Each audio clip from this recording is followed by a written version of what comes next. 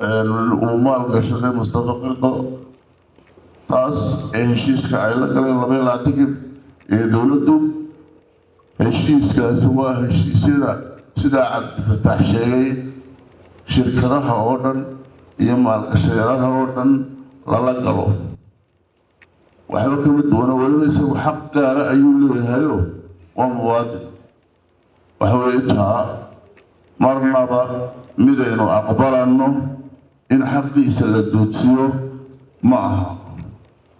هذا لا شيء أي هرك كشبه أن كذا بجلنا إن شاء الله تعالى إلى هنا ونقول لنا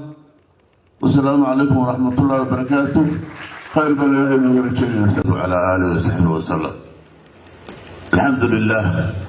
إلهي بمهد له إله إن كرسيي إلى ما تعلم أنت أو مديسن أو تشانس أو آيها dadkooda iyo dalkoodaba ka tashanaysa ay isugu timaado ilaahay is-afgaransiiyo alxamdulilah haweeye kolley hadalka intiina horkiisii salaadiintaydii iga horreysay ayaa tidhi waxaan usoo noqonayaa beeshan cumar jibriil ee maanta shirkan mideeye isugu yimid halkan ee ku midoobay إن شاء الله مدينتا الله إنه كنتو وصدا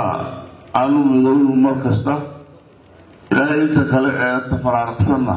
حسون مدي عيسى موسى نلقستو عيشوغان إنت أول إنت إسلام لما أنتو إلهي صدا حينو مديو وحوي عدو بدو الله نحي سي cadowgaasina wuxuu eeganaya unta faraaruqeena marka ilaahay beerta qasxaaq dhammaantood ha mideeyo somalilan ha mideeyo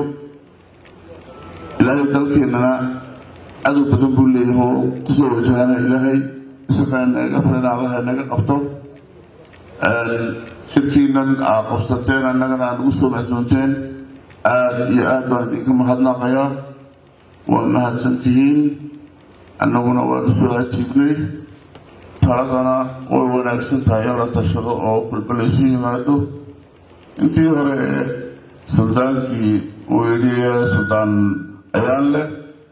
iyo intii cabdifataaxiyadiba iyo intii caliyidiba waan ku raacsanahay waqti baa la joogaa kolley hadal badan oo lasii raaca ma jiro waxaana weye oo aan akidaya adkaynaya hal kelmada oo cabdifataaxi taasoo qusaysa tan maanta aynu ka hadlarnay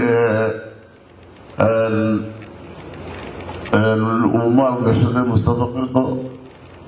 taas ee heshiiska ay la galeen 22 dowladdu heshiiskaasi waa heshiisyada sida Cabdifataax sheegay shirkadaha oo dhan iyo maalgashadayaasha oo dhan lala galo waxba ka mid doona waliba isagu xaq gaar ah ayuu leeyahay oo muwaadin waxa weeye taa marnaba midaynu aqbalanno in xaqiisa la doodsiyo ma aha waxa halka ay leedahayna waynu ku tegaynaa